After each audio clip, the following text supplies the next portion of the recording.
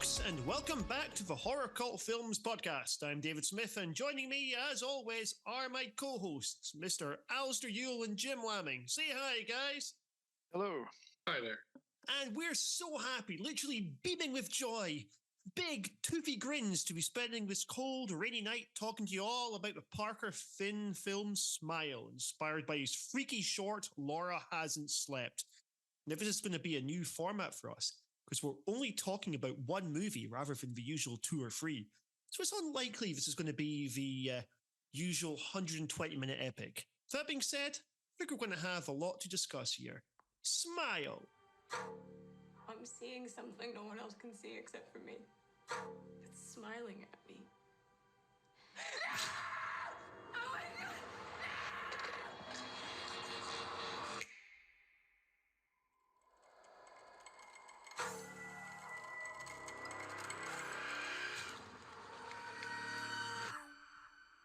Smile. All right, guys. So, before we get into the nitty-gritty with this film, did you guys watch the short film Laura Hasn't Slept? Yep. What do you make of it, Jim? Well, very slight. There's not a lot to it, really. It's pretty much reliant on its dialogue and musical cues and so on. A lot of good sound design as well. That was probably the strongest part for me. Very visceral, I suppose you could say. It sets up the premise of Smile very well. The main character, Laura, describing being stalked by this smiling person in her dreams, and then the rug pull being that the therapist she's talking to, she doesn't even remember how she got there, so it could quite possibly be the dream that she's in at that point. And yeah, it's quite a good little 10-minute bit of horror. But as I say, I think for me, the strongest parts for it were the sound design more than anything. Yeah, I'd agree. That's something that we carry on into the movie, which we'll come to in a little bit. But there's definitely a very good mood, a good vibe, good performances. And as you say, a lot of it just comes from the dialogue. You know, a lot of it's, you can tell that the sort of psychotherapy angle is something that he was very keen on exploring further. And I thought as far as the sort of whole goes of, here's the setup, we develop the tension, here's a nice little twist, which is basically how a standard horror short works. I think it was quite good. What do you think of it, Alasdair? I really enjoyed it. As Jim says, the sound design was really good. I love the setting that they had. It's all taking place in this one room. It goes from, with the rug pull, there's that sort of change in the sort of the color, what would be the word, diaspora. It goes from not oversaturated, but there's a definite draining of colors to a lifelessness, which actually happens in the main film Smile as well. And cracking performances. And I like to think that the girl in that, Laura, played by the same actress who first appears in the film, is like the same character. Like, this is a prologue to the film. Because whilst the idea hasn't fully formed in Laura Hasn't Slept, it doesn't directly contradict it either. It's that she could be in the early stages of being harassed by this entity, as opposed to late stages at the start of the film Smile. So I quite enjoyed this. It was a nice little treat. It's sort of the solid 10-minute. I think that's, to be honest, I think there's a lot of horror films that they work in short story format as opposed to full features. But this little story just worked well. Think of like a good example of that would be Lights Out, which began as a short, became a 90-minute feature, and something was lost just about the kind of immediate impact of the idea itself. Because when you've got a feature-length one, you have to sort of explore it a bit more. You have to give answers. You have to explain why. Whereas with a short, the reaction you're trying to get is, what the fuck just happened? And that's a very powerful position to be in as viewers. You know, something like Other Side of the Box is a great little horror short, which is now taken TikTok by storm, I believe. And that's something where I don't really want to know why the box works the way it does. But at the same time, a feature-length one would have to tell me. And I think this film didn't overly explain the premise of the short. This could, as you said, be the same universe. It could even be the same character. But it doesn't really matter because there's not too much to it. Now, moving on to Smile. So I first saw this at the cinema when it came out last year. Oh, that was this year, in fact. And, I don't know about you, I thought it was great to see an 18 certificated horror film that is not part of an established franchise, because that rarely happens. Seeing an 18 certificate horror that ends up at the cinema, it isn't part of an established franchise. So going in, I was really wanting to try and support this film, and I had quite a good time with it first. But often the second viewing is a more important viewing. Now, Jim, this is your first viewing, I believe, right? Yeah. And Alistair, you've seen it before as well, yeah? That is correct, yeah. All right, what do you think of it first, Jim? I've had this floating in my head for the last 24 hours from when I watched it last night. Shit Follows. It's kind of very similar in concept to It Follows, but maybe not quite as engaging or fun or as good overall. Now, obviously, to call it shit is a bit of a hyperbole on my part because it is an entertaining film.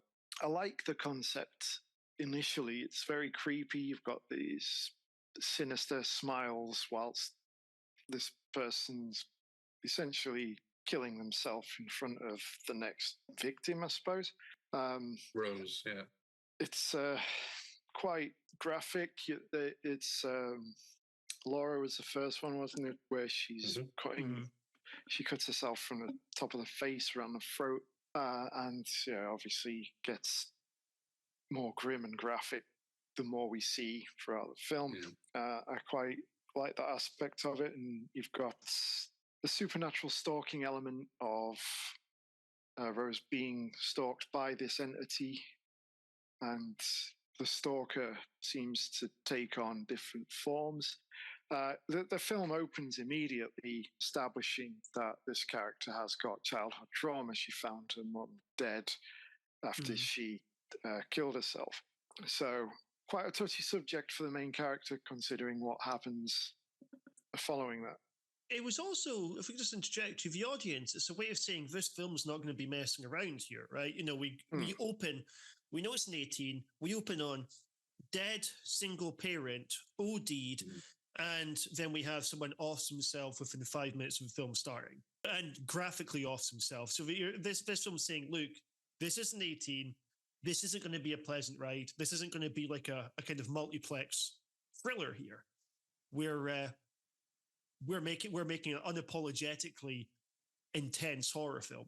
I mean, going back to the trailers, that pretty much established that. Although it did show it as a more of a goofy sort of film prior to its release. Especially there's that one particular scene where Rose is sat in the car.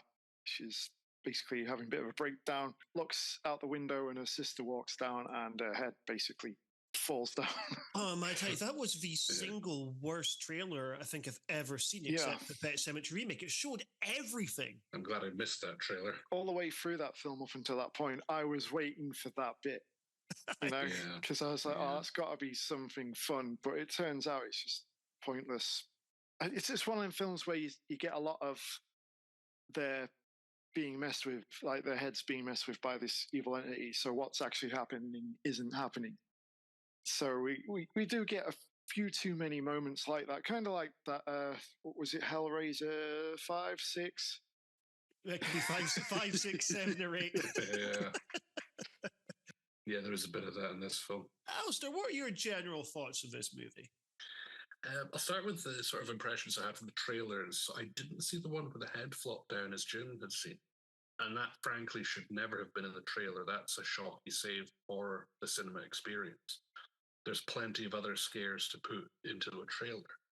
Trailers I saw made it look like it was going to be a lame sort of Truth or Dare sequel. And I wasn't really big on those films, to be honest. But I will say, but due to those lowered expectations, I really enjoyed the film on my first viewing. I think it really set out and accomplished what it sought to achieve. And the opening with the mother dying, like what's happening here, it'll come full circle. And then with Laura's arrival, now there's a bit where we see that she's busy. She's got patients. She's been seeing them. Like, did you stay here the night? When were you last home? So we get it. We establish she's very busy. All right, it's time to go home. And it comes to this point that I really quite enjoyed the focus on it, the fork in the road. The phone rings just as Rose is about to leave the room. And then camera zooms in on the telephone. She comes back, answers it, and that's when she has that session with Laura. And you know that if she just walked away from the phone at that point, everything would have been all right for her. This demon will still be doing what it's doing to other people. I like the first conversation with the girl with Laura, who's really trying to get across that this is a real thing that's happening. And then she starts screaming and looking at something that's behind Rose. And here's something I got on the rewatch as well, actually. I was like, I get that now. Because once you've seen the film, you know how the creature operates. It traumatizes you to a point, and then it reveals its face, and then it sort of opens the mouth and climbs in like it's possessing you, as it does with, spoiler alert, it does that with Rose at the end of this film. Oh, we don't need spoiler alerts here. We work off the assumption everyone's seen it. With Laura, at the very beginning, she's screaming, and then she stops screaming when she's lying on the ground and her mouth is opening. And she stopped screaming at that point. It was like, this is it. That's when the demon's climbing into her at that point. And then Rose turns around, gets the phone, and looks back. And then she's already smiling, and she's got one of the broken vase shards in her hand, ready to slit her throat. So when I was watching that sequence, like that's it. That's how it's happened. It all the information's right there, but you're missing that key thing because Rose can't yet see the entity. Yeah, nice catch. Thanks. I did like the way she cut herself from the cheek down to the throat, falls down, staff enter, but then we jump cut to, they throw a sheet over the body, and there's obviously, we've got that red and it's shaped like a smile. I mean, there's lots of little smile imagery here and there, and she's looking at the temperatures that have different levels of smiles on them. Just thought, the director's having fun here. He knows what he's doing. Yeah, like the coffee cup on the next day when Rose comes into work despite this horrifying event. She's got a coffee mug with a massive smile. It's a little on the nose. Yeah, I think it's like, just to go back to this first scene, but I want to draw this out to other scenes as well. I think the scare scenes are very well staged. He knows the rhythms of a good horror scene. I like the way that music's utilised, the sound design all the way through it. Some of the time, it's just complete silence. It doesn't really rely on jump scares as such. A lot of the time, it's more about the mood. A lot of the time, the scariest bits don't have a whole lot of sound to them. It's just, I think the smile itself is immediately iconic. It's not a faceless villain here. We do eventually see the monster. Yeah, the monster's a bit dull. It's basically the same monster that we got from Wreck. But at the same time, the smile itself is really cool. And obviously, we're subverting it by, it's something scary and we're smiling. But it's also that kind of social etiquette of, when you meet someone who's just a little bit too happy. And that's what the cast are all doing. The lack of blinking, for instance, the very still movements. It's a superb image you've gone with. It's sinister in a way in that it's smiling when someone is suffering, like it's delighting in your pain and trauma. And obviously the no blinking, the leaning the head forward, that giggle. This demon, let's say it, this demon enjoys its job. And absolutely. To be fair, it has a good work ethic. And I really like it looks like people aspect. Now, on this point with work ethic, something I was thinking, right? They say that people live between 4 and 7 days once this demon latches onto them. Now, this would mean that it can kill 52 people at a minimum per year, somewhere between 52 and 70, we'll say. At least. If basically everyone survives a week, yep, you're right. Yeah. In each instance, this would require a person violently committing suicide in front of somebody else, and for that other person to have witnessed a suicide earlier on, that this then acts as the catalyst for triggering the demon itself, which is quite specific. Now, I thought there's a very cool urban legend angle they could have properly explored here, of some people maybe catching on to this pattern going, oh, but what about all these unexplained folks beating themselves to death? Because you got that guy with a hammer. We only see his face, and you're like, oh, okay, that was extreme. There's a bit where they almost did that, where they go to the prison. You meet that guy there who's obviously deeply troubled once he finds out that she's got it, and that kind of felt like they were exploring the mythos a bit more. Same with when she visited the other guy's house. Actually, you've got those drawings, which give us our first glimpse as to what this thing actually looks like. So we're not going to see it for another hour. Her as Carla from Scrubs. Yeah. I love the twist of when she says, "Journalist, what newspaper outlet are you with?" "Well, I'm not a journalist." And then she just turns, "Get out of my house," like this. And the guy in prison, I really enjoyed that scene. That was a good scene. He's explaining some of the mythology, how to defeat it. And she does, that sort of thing where you're like, I'm asking, quote unquote, for a friend or for a patient of mine. And then he says, you have to kill someone else. It's the only way to get rid of it. And then she blurts out, "I can't kill someone." And it covers. And that was good. I liked that scene. I loved his sudden switch there. That kill someone else just didn't work for me as a plot point. It felt a bit like, because I do that in Final Destination 5. And it felt like, okay, the killer be killed is cool, but we also know she's not going to kill anyone. So it's like this extra complication in what's already quite a convoluted lore. I'll come to my big problem with the film in a little bit. But I did think that during the second half, when we started exploring the mystery of it, there wasn't really enough to hang the film on there.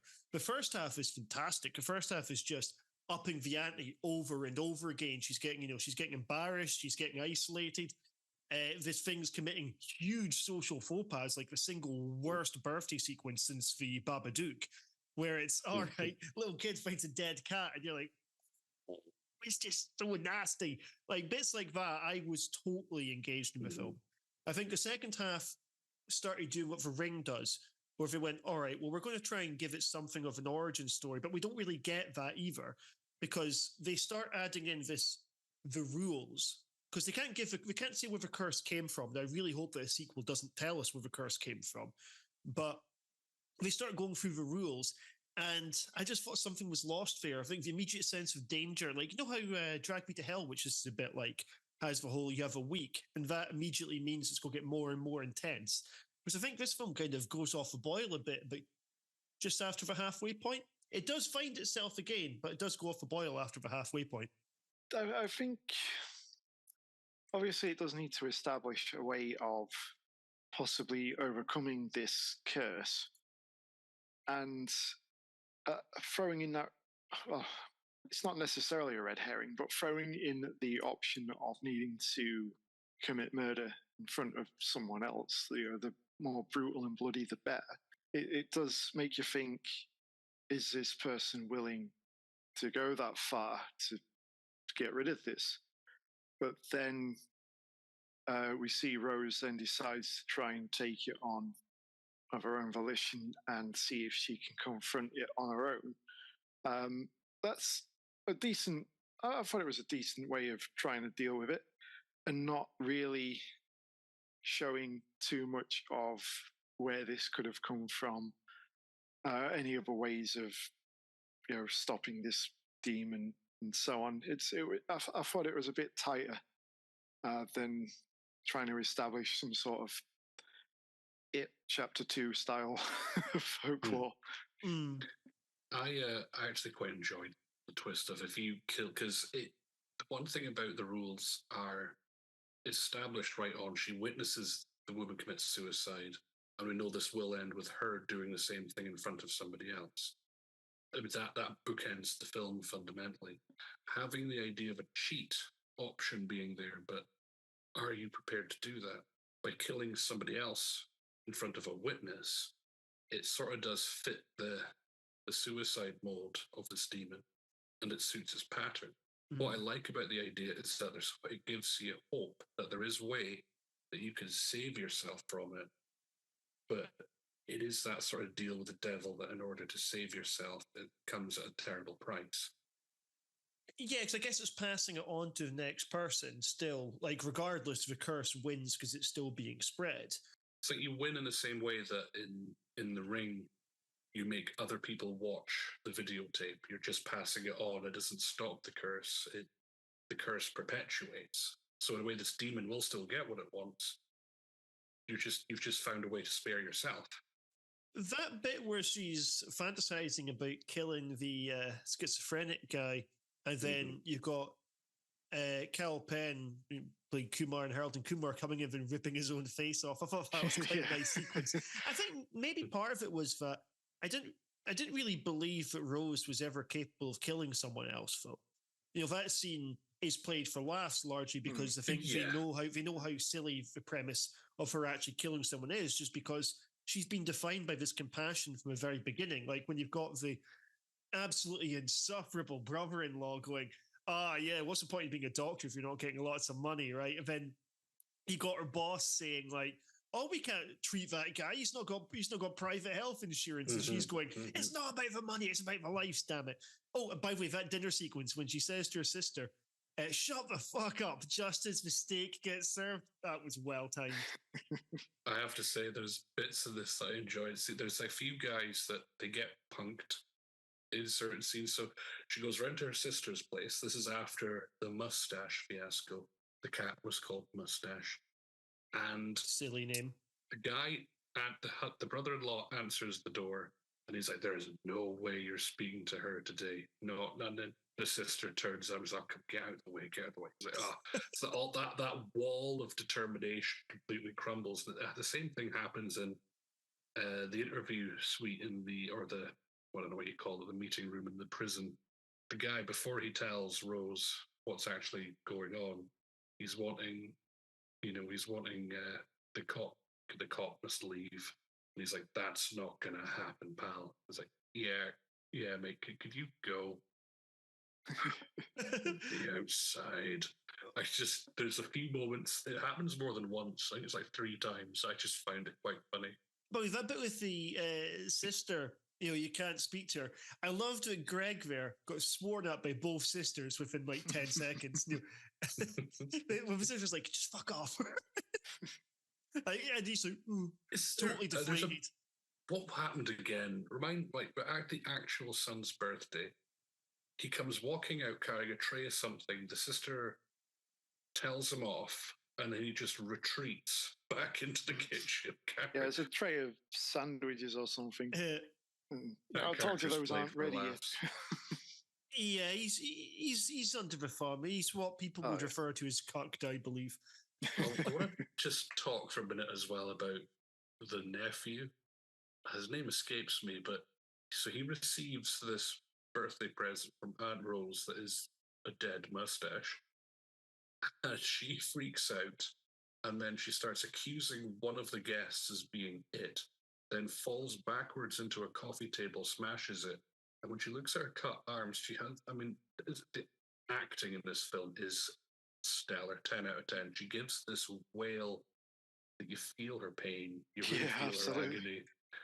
But right, we're going to cut back to the head flopping down scene, because Rose is in the car and she starts screaming, punching the steering wheel, going mental. The camera then just did, you didn't have to shoot this, but you decided to, because she's already been told that her nephew's traumatized. The camera then pans round to the boy just watching his aunt freak out in the car, and he's got this deadpan face. I found that really funny. Yeah, because it reminded me of in The Invisible Man, right? How it's also working off the same sort of gaslighty, can we, can I isolate this last sort of logic, right? And you're thinking, okay, if she'd lived throughout this film, what would the following day be like when she has to meet everyone again? She's going, "Oh yeah, sorry that I jumped through your table at the party. Sorry I served up a dead cat. No one's going to believe her story at this point." And there'd be a lot of rebuilding to do. Yeah, that was a good scene. The party. I mean, as soon as we see that they're all having a nice time, she's getting on. But then we're still there, so we know something's going to happen. And then it cuts to the kid opening his present. You just know that's the cat in that. Because it was established that the cat was missing in an earlier while she scene. Was wrapping the present. Yeah, which was another pretty decent scene, but I'm sure we'll get onto that in a minute. But there's just a couple of bits there where it's like he pulls the cat out and she goes and grabs it. And then we have a little close-up of the collar with the cat's name on, just in case we weren't sure which cat this was, you know. She wasn't freaking out no over audience member behind type filmmaking. By the way, I completely agree about the acting. Sosie Bacon is so good in this.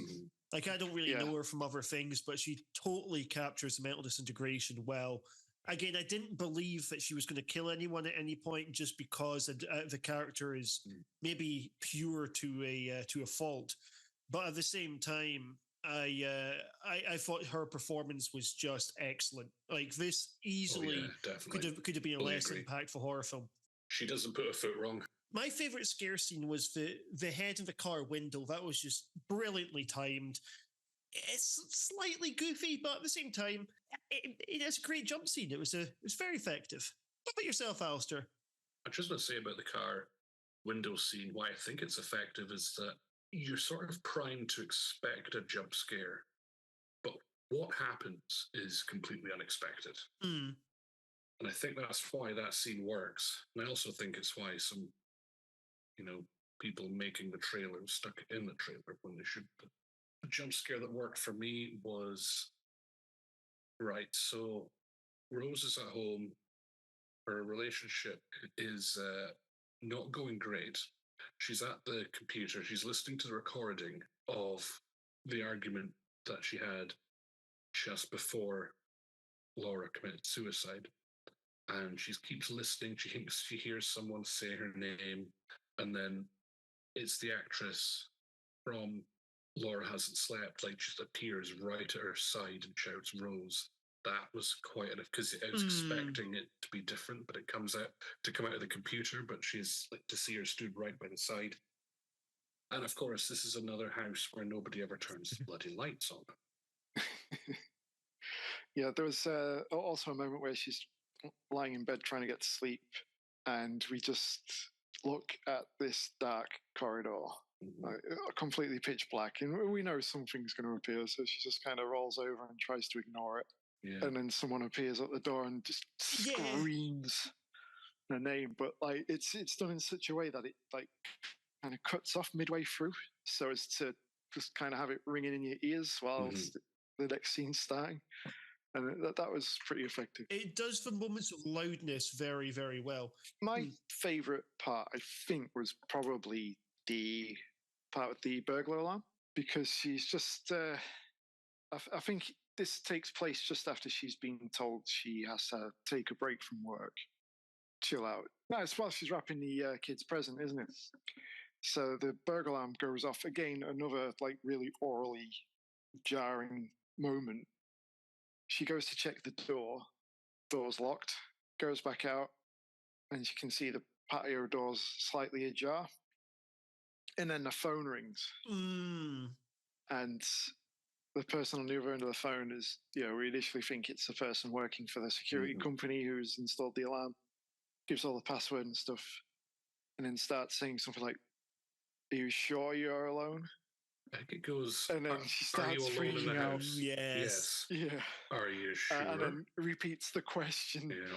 And then she's like, shit. And then all of a sudden, the phone rings, and she's not got the phone in her hand, and it's like, okay. Yeah, they do a similar one later where we've got the other psychotherapist, played by the last who plays Jane in Deadwood, where she's speaking to her and the phone goes, and then it's her again, was very nice. I am annoyed about that, so I'll just talk through it. She turns up and Rose makes the whole confession. Well, apart from the fact that her fiance is leaving and her psychologist making house stops, everything else is fine. The phone goes, she hears the same person, and then of course the actress playing the psychotherapist did a really good job. As Rose is clambering over the back of the sofa, there's a real power move here where she gets up arms are locked into position, steps up onto the sofa, over it, and like walking in a straight line, like you're stepping over something. I really like the way it's like Terminator moment. It is. There was really good sort of Fantastic physical presence and performance there. Grabs Rose, and there's all this like sort of drool that's coming out this grinning mouth, but then we jump cut to something else, and that annoys me. In that, well, how did Rose get out of this situation? It's just not dealt with. Yeah, little moments like that irritate me as well. I think it's like almost like a victim of its own formula here. Like even just running out the door would have been fine. Yeah. But because there's so many of these scares, I think for like, fuck it, the audience will just accept as a fantasy. But we want to see them get out of it. We want to see resolved. And especially when a scare is that good. Yeah, it does seem like they're just trying to make it seem like it's all in her head at points. Like especially with the finale where she's where that cabin burns down. Yeah, so it's also nice to see a film with a psychologist. See, this is a psychologist myself. It's nice to see a film with a psychologist who's not a villain. Because almost every horror film with a psychologist, they're the baddie. This one, I liked that. I liked that she also got into it as a means of helping other people come to terms with trauma, even though she hasn't overcome her own trauma yet, which we'll come to in just a moment. We discuss the themes of the movie a little bit more. But that sort of focus upon overcoming trauma, that sort of idea of dealing with the past, I think that felt like it was a very contemporary consideration of, okay, a lot of these sort of horror films are doing is it mental illness or is it a ghost sort of thing? Most obviously be Babadook or Hereditary, for instance, or Relic as well would be another one. And I think that felt a little bit tokenistic. Actually, before I go too much into ripping this a new one for that, is there anything else you want to talk about in terms of the strengths of this film? Yes, basically just how it's made. I mean, for a contemporary film, it looks really, really nice.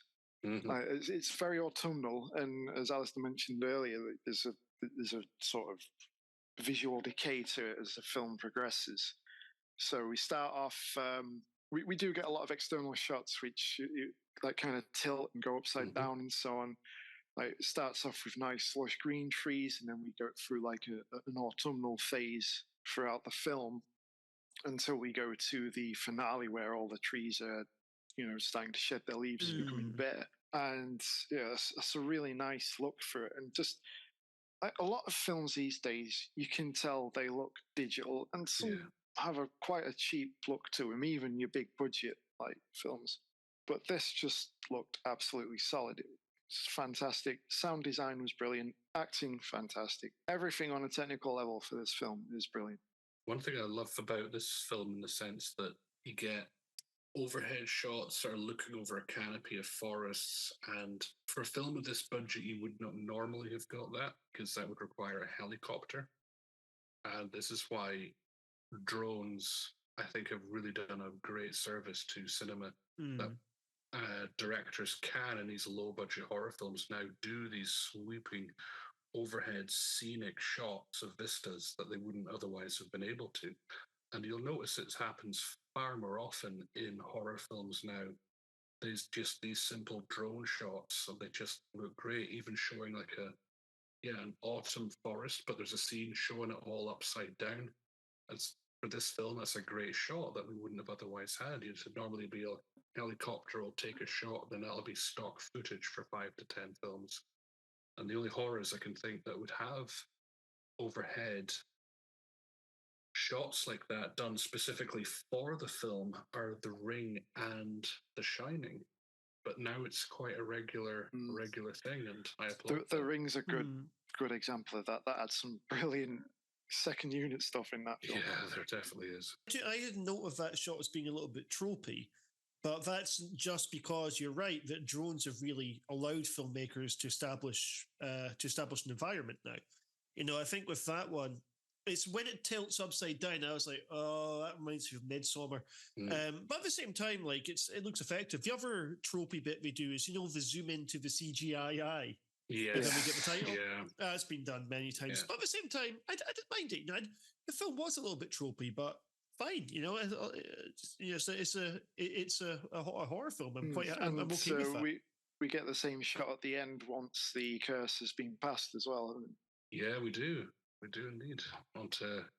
There is a good sort of love triangle, or maybe it's even a loveless triangle in this film with Rose, Joel, and Trevor. So Trevor's the fiance who's at best a fair weather friend and just doesn't want to hear. He is not even remotely supportive. Then we have Kyle Gallner as Joel, the policeman who does end up helping her out, but he's very much sort of like she's broken up with him. They had a relationship, but he's kind of wanting to get back in about, to coin a phrase. He's wanting to restart things with her, but he is actually there for her through thick and thin, through all the bad stuff. I think it's clear she's taking advantage of his willingness to do that, though, and his resources as well. Yeah, the plot relies on him giving her evidence, which she takes off with her. She twists his rubber arm. By the way, the evidence is they must have had some fun with that. Did you? Right, I had to pause the film. You know when she has all the papers out on her desk and there's lots of different photos there? And now I don't know if this is like stock images taken from other horror films or what, but there was one body bisected on a railway. There was that you see the image of the woman that stabbed herself in the eyes. There was a few gruesome images in there, and they were well produced photos. Like, this isn't just a quick, we'll just snap that and that'll do. There was a lot of production value put into these photos that we only get a glimpse of. I think this film, a lot of love was put into this film, and it really shows. Regarding the relationships you with Joel, right? I know that they did date because that does come up in dialogue later on. But is it explicitly stated early on? Because they certainly play it that he obviously has feelings for her, that she is not reciprocating. Mm-hmm. But did they tell us much before the last act about their history together? I don't think so. No. We get that scene in the hospital. Yeah, where she clearly isn't interested in speaking to him. But otherwise, I think we only see him again once she goes to him for help. Because although we do see the two policemen interviewing her at the beginning, and he's one of them, there's nothing to insinuate there's anything between them until that following day where he comes back to check up on her. Technically, if he was a good police officer, he should have recused himself and not interviewed her, as he does have a known past history with her, and that could bias a case. So it should have been other police. Up until he stated it, could we just have read a film that he was in the friend zone? I remember like 3/4 of the way through it when I think they bring in a little bit too much too late in the movie. We've got her going like, I was a bit of a cold fish around you. This is paraphrasing. And, I should have reciprocated your feelings, but I was too scared, damn it. Like, we got that scene that comes out. I was like, oh, they were actually dating each other before. I thought he just fancied her. It's the same thing, actually, where they bring in the family history very late as well, where she's talking to her sister at the door. And don't be wrong, we know that the mum obviously OD'd. And we know the mum has 2 daughters, and only one of them finds the body. So, we can make assumptions about where the sister was as the film goes on. But it's when she's going like, you always resenting me leaving, but I had to leave, so I got the worst of it. Like, that scene seemed to be bringing too much too late, because then we're going back to the family house, which is, in this mystery film, exactly where we think it's going to go. We know, as I think as I also said this earlier about the book ending, the very beginning bit, we go, okay, presumably that bedroom is where everything is going to finish off. That's exactly what happens. Yeah. I'll tell you the thing that I really didn't like about this movie on rewatch, the attempt to try and work a metaphor into this works completely against the genre of trying to work in. So the whole film's meant to be trying to use this slightly laboured metaphor of inherited trauma. The problem is the mum's death, which isn't technically suicide. She ODs. We don't know if she does on purpose, but never mind that. The mum's death in this is tangentially linked to the curse itself, because it's not that causes it. It's the other person, Laura, killing herself that causes this. And then it tried so hard to try and make this about her stepping up to face the realities of her childhood, which again, her childhood has nothing to do with this, because Laura killed herself in front of her for other reasons, And then we're having to see her work through all this childhood stuff, because I think they sat down and went, all right, we have a premise for a film here. We'd like to do one about inherited trauma. Can you make these two things work together? And he went, sort of. But the A plot, which is this demon, and the B plot, which is the death of a mum, just simply don't fit. It's like two jigsaw pieces that the film just can't make work together because one is not related to the other. And then this show's even worse at the end, where she's going, okay, I've helped other people get through the trauma, so now I'm going to try and get through the trauma myself. And we're supposed to look at this as a metaphor, going, all right, the demon is all the traumas, she's going to stand up to it and overcome it. But no, she can't, because it's a horror film where the demon has still got to exist by the end of the movie. So then she ends up dying, and then in walks Joel. Now, Joel, we do not have in dialogue, to my knowledge at least, we don't have to have in dialogue that Joel's witnessed to suicide already. So Joel comes in, sees this, and it would be so much more effective if that meant the curse was actually on him. Instead, you're thinking, oh, gee, Joel better not watch another person commit suicide at a completely different point in his life, or he's fucked. Like, it just, the whole passing on thing was so clumsy. It has to be two suicides, and then we're going to use this as a basis for linking the current plot to her childhood. I'll disagree. It's established that it's one suicide, but the creature itself needs to do it in front of some. Or you need to kill somebody else with a witness that the curse would pass on to. Because I think it's unreasonable to assume that everybody that, 52 people per year at least, have had that kind of trauma that that this curse needs to pass on to. Is committed suicide. I don't think it's just selecting people who have already had this type of trauma. Because from the jail cell scene with the second interview scene, the man in prison, he says that it feeds off trauma. So I don't think the trauma itself isn't part of the rules per se. It's part of what makes it. It's like salting the meat. It makes it tastier for it. And the creature does say to Rose that her mind is right or something like that. So it does say that the bloodier the suicide, the more, I don't know, it feeds off trauma, so you have to make it a really bloody murder for it to pass on to somebody else, which is a bit wishy-washy, but there is a sort of clear set of rules there that, I don't think these 52 people per year have all had childhood traumas per se. Because that would be implausible. We know that one of them definitely did, where you've got the guy at the beginning going, God, this is like the time that I watched my grandpa commit suicide, right? And you go, oh, that's unlucky. Yeah, I think there is a recurring theme, but it doesn't explicitly state that that's what the victim has had to have gone through. It just does mention that they've all experienced something tragic at some point in their lives, like the college professor, the one who caved his own face in with a hammer. It was stated that his brother died in a car accident some years prior, which could have been his deep-seated traumatic experience. So it wasn't necessary that the victim of the demon had to have experienced someone take their own life previously. I think they just had to have been dwelling on a bad experience at some point in their life.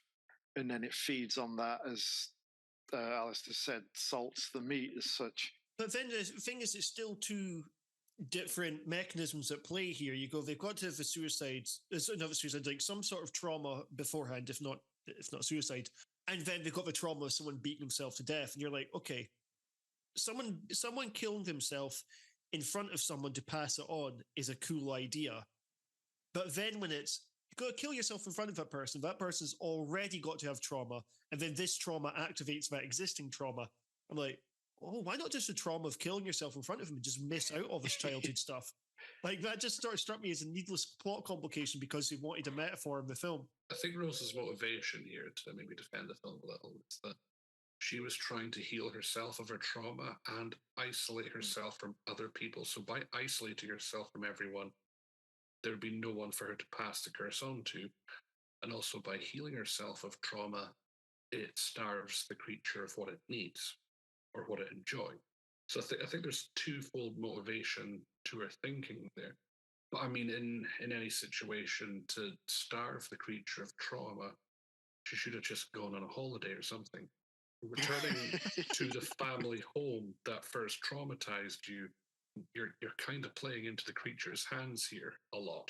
Yeah, the having the finale in the creepy childhood trauma shack was obviously I'd love just it. playing up the Look up the that horror address. I'd love it if that was on the map. Creepy childhood trauma shack. Everything's covered in dust sheets, and That's a Republica song right there. but I think it tries to imply that she could have potentially done something about her mother killing herself. Yeah. Because although we see it staggered across the film in dreams and so on about her walking in to see her mother has taken her life, and there's pill bottles on the floor and bottles of wine, etc. When we see it replayed when she actually walks into the bedroom for real, at the end, it shows them replaying it, but the mother's still conscious and asking for help from her. And then she just says, "No, I'm not helping you anymore," and runs away. So is that implying that she actually feels complicit in her mother's death? Oh yeah, I took that. I took that entirely. So it was. I thought that was quite a nice. It sort of cheapens it to call it a twist, but I thought that was a really nice character moment. The sort of the idea that she's been hanging on to this because she blames herself for it. I could have called the police. Yeah. So even though we're told that she found her mother's body, really there is more to it than the fact that she could have actually saved her life. Yeah, and it's nice and complicated because the thing is, as an audience, we don't blame her for that, but we can buy we can buy that she blames herself, and I think that's it's interesting, especially as I said earlier. I think the character had been sort of framed as being a little bit too nice before that point, and then we've got the idea that perhaps she's overcompensating for a feeling of guilt that she's got, whether rightly or wrongly. I don't think she did anything wrong, but at the same time. I mean, she's like a 10-year-old kid. At the same time, we can buy that she does think that. Oh, yeah. I mean, the older you get, the more you realize what had happened. And yeah, you would be feeling guilty about that. And I guess it kind of turns it away from it being trauma to guilt, I suppose, as we're led to believe that that's the case throughout the film up until this point.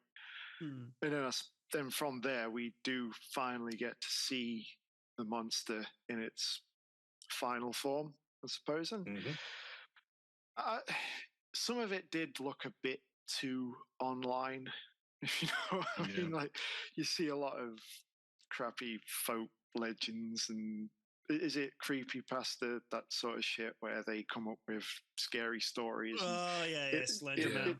It looks like an amalgamation of just the shit you see online a lot these days, with the really long limbs, long black hair, like receding. I like the number of mouths. Yeah, like you see it pull its face off, and then you see what's underneath. I quite like that. And then when the camera moves away and you see them from the side where the monster pulls open Rose's mouth and starts to climb in. That was a really neat little shot. I mean, overall, bit of a cop out of a baddie, I suppose, but just that sort of imagery was really nice to end it on, I think. I had two notes I had about when you sort of say, quote unquote, seeing the creature at the end of the film, because she's talking to her mother in that hallucination, and it's clearly the smile monster. But it grows like 8 feet and has to walk at an angle under this really small house, which is kind of unintentionally funny and doesn't look that scary at all. It's a great big woman with hair flapping around and a creepy voice. It's not until the face gets pulled off that you're like, oh, this is an effective creature feature. And that was much better than what we had before. What I liked about the film is that at numerous points, Rose makes herself vulnerable. She opens herself up, but it's always sort of the creature that is then revealed. So when she's talking, like the psychiatrist, Dr. Madeline Northcott, makes a visit to the house, and she starts telling her how she feels and why she feels that way. Oh no, it's the creature. Then she's at the house talking to her mother, explaining about her childhood. This is obviously the creature. But then after she thinks she dealt with it, she meets up with Joel and starts telling him all about how it's dealt with, it's over now, how she felt the way and why she did what she did. And I know he starts smiling as well. So she's inadvertently completely opened her heart to this thing that's trying to kill her. I just want to as well quickly say about, as much as I've praised some of the visuals of this film, the fake death of the creature in the flames, that looked fake. I mean, it's a CGI thing running around in CGI flames. But when she runs out of the house and looks back at it on fire, those are real flames. It's really rigged for each window to explode in flames of the ceiling to cave in that way. And that's how you know that, as we're still using this location in later scenes, this had to have been filmed out of order to get all of the filming of it done. And then the last piece of filming they did was burning it in that scene. And I must say that must have been, for the last day of shooting in that location, that must have been quite cathartic to literally watch your workplace burn down. Oh, and it looks great as well. Yeah. The thing is, CGI flames always look terrible, right? It was nice. It's nice and practical. Very good point on her always opening her heart to the creature. That creature's a right bastard. It's a good Every listener. single time. Oh, it is. That creature, as I say, work ethic, it enjoys its job. It also makes me wonder because when the creature is pretending to be the psychiatrist, because it's talking about like appointments, and it talks like someone would who was in that profession, or when it's talking like Joel, like it's talking like it was a police officer. It must have a lot of inside knowledge, this creature. Going back to the fire of the house. Yeah. I can't remember explicitly if it's all one shot or whether it cuts away, but we see Rose leaving the house, and the camera turns to see her from the front walking away from it, as she then turns around and it starts collapsing in on itself. Again, like, if that's all that one take to get it in, as that's all being demolished, basically, that's some very good camera work to get that all in that one shot. I think it's 2 shots, if I remember right.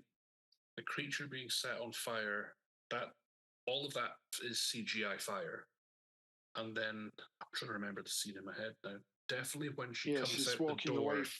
You're right. That's real fire. That is, they did well. Yeah. Shall we move on to star ratings? My overall thoughts on this one, I enjoyed a lot of individual moments of it. As a story, I know different strokes, different folks, but I just couldn't get the A plot and the B plot to quite work together. For me, I think the film didn't need to go down the sort of childhood trauma route. It felt like sometimes you just want a monster to be a monster. And I was enjoying that side of it a lot more than trying to learn the elaborate rules. But I do think there's a lot to like about this film. I think there's a lot of very good individual scare scenes, and the performances are fantastic. It looks really good. I'm going to give it a 3 though, because I just can't get over those story weaknesses. 3, maybe 3.5. That's where I'm saying. What's yourself, Alasdair? I see what you're saying about the A plot and the B plot not quite marrying up. I felt the lore was solid. I think maybe there is a better way to connect the past childhood trauma to the current trauma of being haunted by this entity. What that answer is, I mean, I'm not going to come up with the small seconds I have given a star rating, but I think that could have been tightened up. There could have been a stronger link there, but to find, this is a difficult film to find fault with, because it's inarguably, whatever it sets out to do, it achieves. It's bang for buck, this film, and I think now's a good opportunity as any to say that there is a sequel in the works. Smile 2. 2 Smiling. Oh, well, I mentioned it earlier. I was just working on the assumption that, it could be one because it was successful, but So there actually is one. Do you reckon it'll be an unrelated sequel? I mean, I suppose there's no. I suppose they don't need to bring anyone back. I'm hoping it's not a prequel. If it's I don't want a prequel either. If it's a direct sequel, we'll have to follow Kyle Geralder's character Joel through his week of trauma, so we can pick up right from where this film left off. And I would watch that. I'd watch that film. On the other hand, you could technically ignore the events of this film, and this creature's just been harassing people since 2020, and now we're in, by the time the sequel comes out, it'll be 2024. So you'll have 150 odd more victims to look back on in that time period. You could pick up the story from anywhere. But I would, for continuity, I would like to see Kyle Gallner back as Joel. What would be quite interesting actually about following Joel is because that'd be a situation where he knows the rules already. So you don't have to have that sort of mystery element to it. A bit like why Insidious 2, sorry, not Insidious 2, Sinister 2 was a good idea. Saying, right, we'll go follow cop so-and-so again because he knows everything about the first film. I mean, it wasn't a great movie. Anyone wants to know our thoughts on it, listen to that episode. But if the idea's there, there's something about going, okay, the audience are behind the creature this time, and now we have a guy who's level with the creature, who knows what its modus operandi is, basically. What do you think? I reckon Joel could do it. I reckon he could kill someone to pass the curse off onto them. Given his profession, I wouldn't put it past him. Aye. Actually, you never said the star rating. What's the star rating? I'm gonna give it 4. And Jim, what about yourself? Yeah, I'm pretty much for you, David. I would say a 3.5. Like on a technical point of view, I think it's a very strong film. It looks fantastic, as I've already mentioned. There are some great scenes, some good scares, but there also feels like there's some damp squibs in there. I think we get far too many of the instances where what we've just seen was only in the character's head, or was fantasizing, or it was a dream. That went a bit too much into Rick Boter territory for me there. And it probably wasn't strong enough for it to pull it back. I mean, the film could have probably been 20 minutes shorter if we didn't keep having little red herrings like that. But then again, we wouldn't have got the head falling off scene. So I was thinking, I just love the scene where she's got the kitchen knife and she starts knifing patient. Yeah, well, not just that. She puts a smiley face in his chest. Yeah,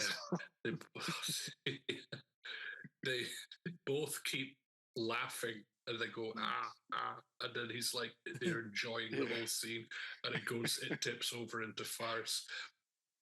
To actually do that and not completely rupture the tension in the film, I quite personally really enjoyed that sequence. It reminds me of it would have been the second death in the film The Last Supper. Last Supper is a great film, by the way. It toes that line of where you're sort of on the side of the killers, but you also know that they have to be punished by the end of the movie. It's quite a nice sort of tension. Like it's a ploy that you're in on. So a lot of audience complicity. But anyway, enough of that. Maybe a future episode. But yeah, I think the reason that doesn't destroy the tension actually is that it's a high comedic moment, but you're also like, yeah, that's exactly what would happen if I tried to kill someone. Like it's realistic for her because we know that she's not a killer. The film can't convince us she's a killer, but what it can do is that. By the way, just checked this film. It grossed $217 million on a budget of $17 million. So highly profitable horror film. And again, not to bang on about the rating. In fact, this is an 18, or in America, it'd be R rating. That's a hell of an achievement. So well done to Smile. And for a film to look that good on that budget, I want to know what the hell Disney's excuse is. Oh, Smile wasn't pulling any punches, and it looks better than Disney.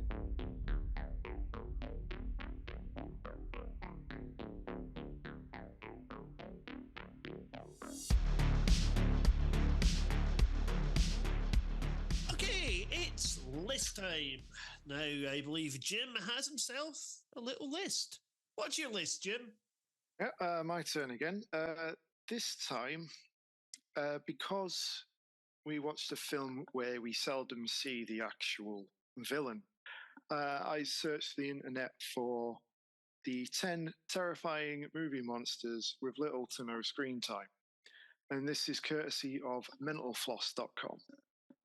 Oh. So we've got 10 horror films where we barely, if at all, see the villain. So what do we think? Well, most I'm going to obvious jump one. in with Jaws. Yeah, Because I felt you were about to say that, and I wanted to get there first. Yeah, Jaws is on there. That's actually a number 2. Number 2. Is nice. Psycho on there as well? Psycho is not. But you barely see Norma. Well, is no, Norma, that's Norma. Yeah. I mean, anyway. I know this won't be a horror film, but I want to say the Germans in the film Dunkirk. You hardly see them. With it not being a horror film, unfortunately, does not make the list. Clutching at straws, yeah. I will give you a clue and say we have covered at least 2 of these films before. Are any of the Hellraisers on here? Because some of them Pinhead has like 5 minutes of screen time in some of those films. Oh, the real horror is the director. Is the Thing on there? The Thing is not on there. Oh, is Paranormal Activity on there? Neither is Paranormal Activity. Oh, this is interesting. Alien. That's going to be on there, right? Yes, of course. That's at number 8 on the list. The Xenomorph from Alien. What about Event Horizon? Event Horizon is not on this list. I must say it is quite a contemporary one. It was published in November of last year. So there will be some more recent Is The Witch films. on there? The Witch is not. I can make a better list than this. Yeah, so could I. I've got to say, I did look at others, and that was on one of them, but I didn't like half of the options on there. So okay. That's again, we'll go back to one we covered quite recently, actually. The Mist. Almost different sort of weather pattern. The fog. The fog. Yep. The ghosts brilliant. from the fog make the list at number 9. Right. Cool. What about if just while throwing John Carpenter? What about Prince of Darkness? Nope. And from what I can see, that is the only Carpenter film we have on the list. Okay, I've got 2 suggestions. Right. I sort of hope it's not on there, but it's Bird Box on there. Bird Box is on there at number 4. Damn. Oh, okay, fair enough. Well, the Creatures, according to the website. That you never see. And is Final Destination on there? Final Destination is not. But I'll give you a clue for number 10. It only came out last year. There's excellent horror from a critically acclaimed director who burst onto the scene in the last few years. Oh, it's not Nope, is it? Nope, but yes, it is. Okay, cool. With Jean Jacket or UFO. Okay. Right. Which was pretty effective. I really enjoyed that film, but I've only watched it the once. Oh, I think Nope was fantastic. I think that's Jordan Peele's best film. Definitely do rewatch that one. The scream sound effects by the UFO, that was something else. And just when we actually find out how it feeds was just very, very unsettling. Yeah. Oh, sorry to suddenly cut back to Smile, but something you said just reminded me. Those end credits, right? I just left it running while I was taking down some notes. And then we get into this like ambient bit with little dance beats with screams and wails. Oh, that was fantastic. You know, I did the same thing. I let it play and I went and checked my emails. So you do the close up of Joel's face. You look into his iris. He's seeing Rose burned to death, and then it cuts to, and then the music is Lollipop. And but after Lollipop has expired, then yeah, you're right. But it screams from the film, like you're hearing Susie Bacon screams embedded in the sound effects, and it's so unsettling. Great ending credits. Great avant-garde stuff. Like one wee thing when it's Lollipop, Good choice. Yes. I personally would have gone for When You're Smiling.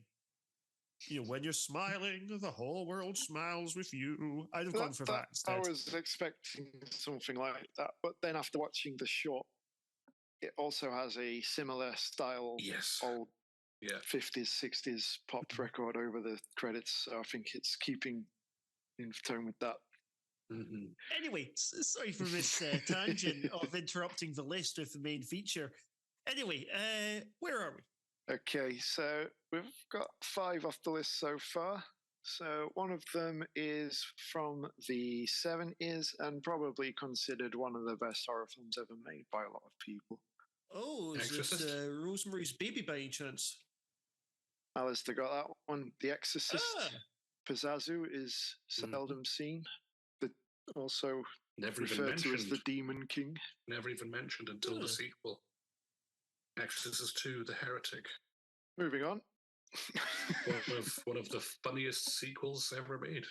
Okay, so I'm going to give you a bit of a clue for number 6 because it's a very old one. I'm not sure if you'd have seen it. It's from the 40s, and it was the film that coined the phrase "the Luton bus."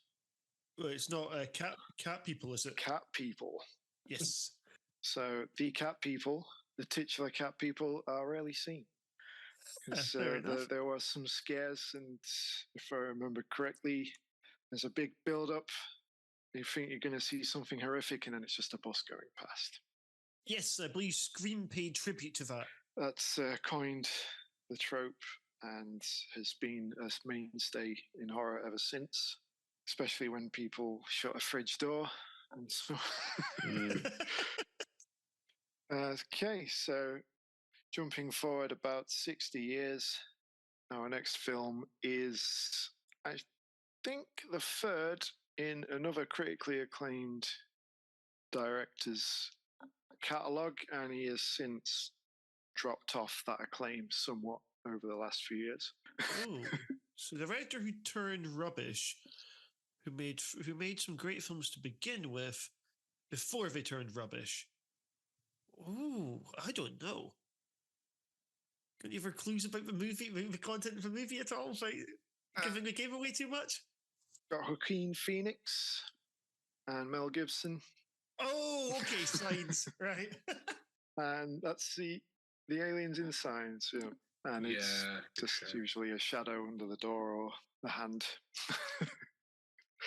or a reflection in a knife. Okay, so that leaves us with 2 left, and both are roughly from the same era. I will say one spawned a subgenre which we still see a lot. The Blair Witch Project. Oh, Blair Witch. Indeed, the Blair Witch Project. That's at number 1 with The Witch.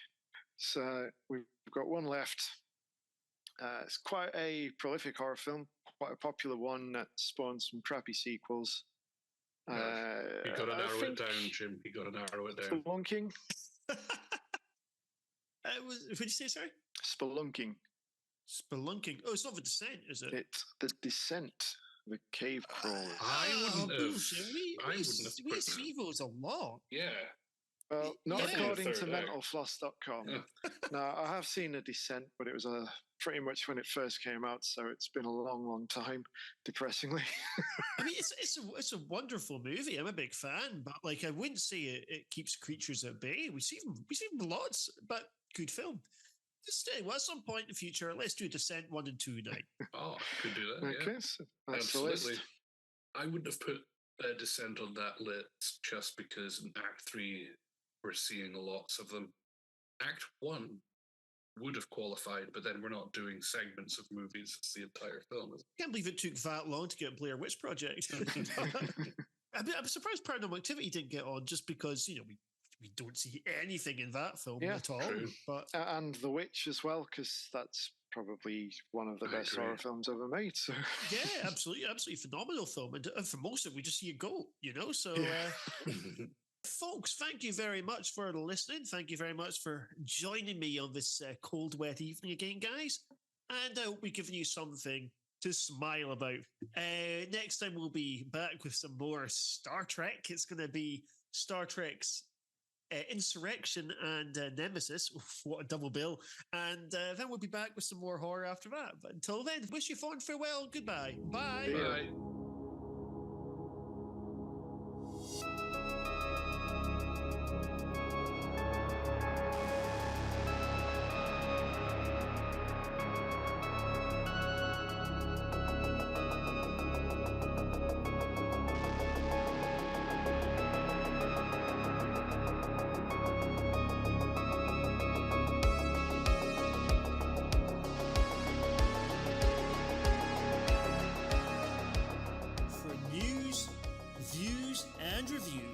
check out horrorcultfilms.co.uk.